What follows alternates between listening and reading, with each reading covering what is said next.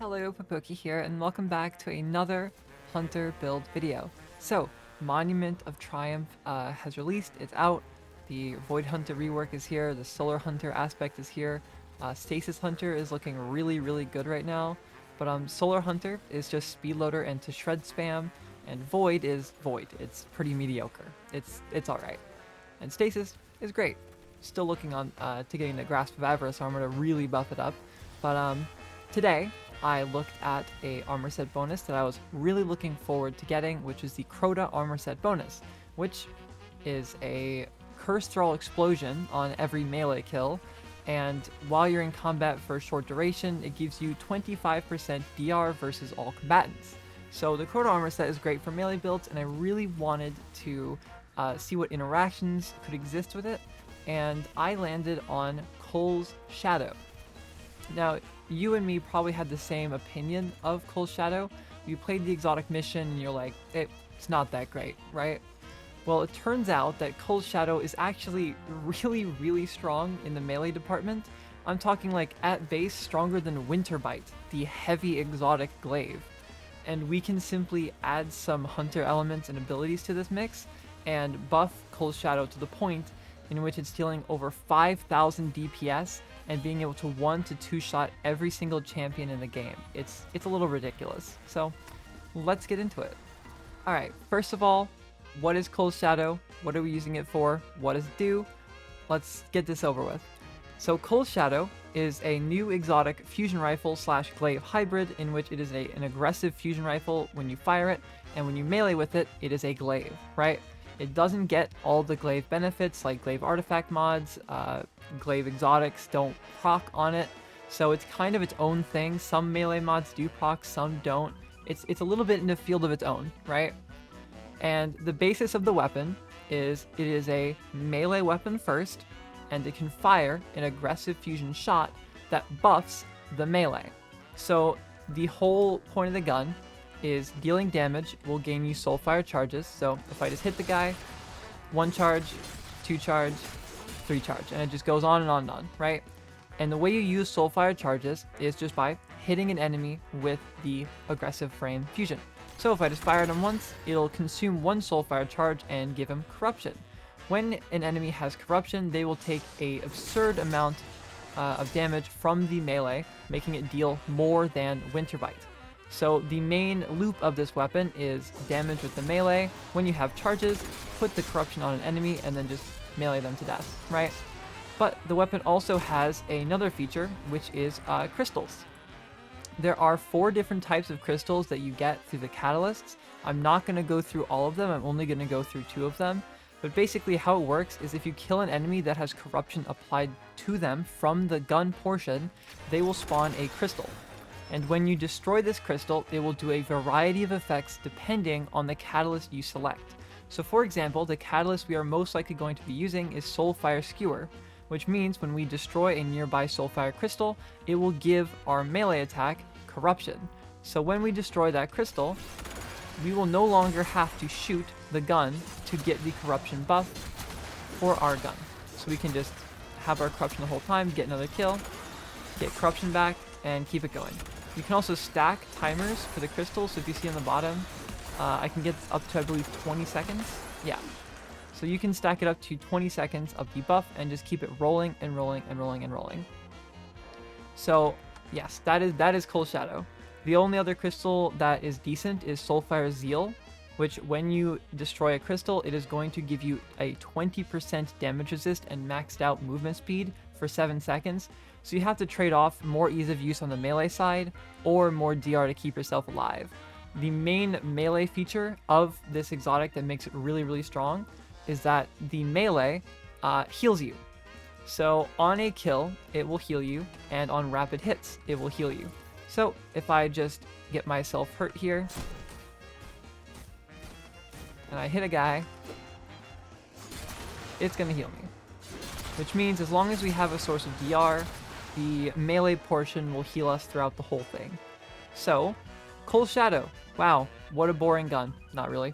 So how are we actually going to be buffing Cull's Shadow to make it do what we saw in the intro? Alright, first of all, let's go over the side buffs that are helping this thing out. So first of all, we are going to be pumping our melee stat to around 160 to 170. My stats aren't beautiful or perfect here. If I had better armor, which I'm just using my Crota armor that I own, if I had better armor, this is the kind of stat allocation that I would have. But since I don't have it, you're going to have to look at these stinky stats, right? You want 100 class, 170 melee, blah, blah, blah, right? The armor set we are going to be using is the 4-piece of the Crota's armor set, which is going to give us, of course, melee final blows, trigger a cursor explosion, and we get 25% DR when we're in combat for a bit of time. So if you see here, when I attack an enemy, they explode. Simple as that. For our stats, not our stats, sorry, blah, blah, blah, blah, blah. For our armor mods, we are just going to be running Dynamo, melee font with focusing strike and heavy-handed, charged up, stacks on stacks, and time dilation, so we have the most amount of time to have that melee font, so we have around 190 melee at all times. And then it's time for the creme de la crop. We're using Arc Strider, and you can use whatever soup you want, it doesn't matter, but you want Gambler's Dodge to refund your melee, and Combination Blow. So Combination Blow it will buff your Cull's Shadow melee damage up to 400%. Yeah, 400% more melee damage, right? So we want Combination Blow. Then we have Flux Grenade because it's the highest damaging grenade in the game, well, at base. And then we have Tempest Strike. So what this is going to do is when we slide and we use our melee, it is going to go across the ground, kill a bunch of things, and that is going to grant us Combination Blow stacks. So instead of needing to dodge punch, dodge punch, dodge punch 3 enemies, you can just slide, use your Tempest Strike, you'll get all 3 stacks in one ability press, and then you're free to go and use your Cull's Shadow, right? And then next to that, we have Lethal Current. So after we dodge, our next melee attack will have increased lunge range, it'll jolt the target, and create a damaging aftershock. Now, the damaging aftershock does a lot of damage, and then damaging a jolted target with a melee attack also blinds them. So this also works with Cull's Shadow. So if let's take off some Crota pieces here so they don't explode, right? So if I dodge, you'll see Lethal Current, and when I melee attack, they'll explode and jolt, right? So Cull's Shadow also gets the jolting, also gets the melee. And if an enemy actually dies to the shock, so if we push this guy a little bit closer, right, it will actually proc Combination Blow and give our dodge back. So we can proc Combination Blow and our dodge off of just using Cull's Shadow. That's pretty good, right? That's pretty good. And next up are our fragments. Spark of Resistance is an easy one. It gives us plus 10 melee and a bit of damage resist when we're near combatants, which we will be at all times. Then we have Spark of Ion, so we get a little bit more of our abilities back when we kill a jolted target. You could honestly switch this out for a Spark of Feedback if you think the RNG will land in your favor, but either or is fine. And then we have Spark of Shock to add a little bit more damage to our Flux Grenade, and Spark of Amplitude. So while we are amplified, every other kill is going to spawn an Orb of Power. And this is just to get our ability loop with our font going a bit easier, right? And then, new to Monument of Triumph, the artifact. Wow, how spooky. We are going to be using the encrypted data disk. For the encrypted data disk, we are using kinetic synthesis so that when we deal kinetic damage, which is what Cull's Shadow deals, it will spawn a brick off the enemy, which will give us some ammo back. And that brick will also increase the damage of Cull's Shadow.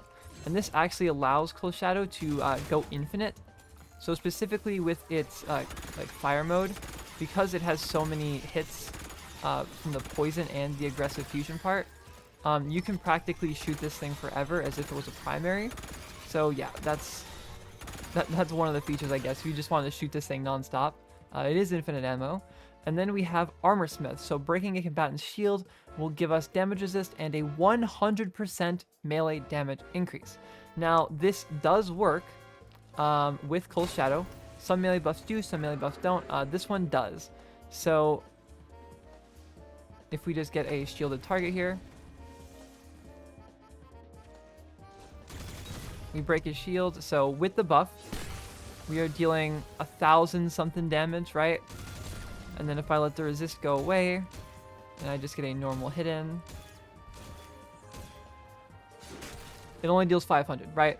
So it goes from 500 to 1,100, right? So Armor Smith is a massive damage increase for Cull's Shadow. We want this. Then we have Blinding Jolts. So nearby final blows on jolted combatants will blind nearby combatants. So our dodge and punch with Lethal Current with Cull's Shadow and our Tempest Strike is going to jolt combatants. This means that it will also blind them when you get a final blow with it. And then we have Taser Tag, which arc-powered melee hits jolt combatants and deal further damage for a short duration.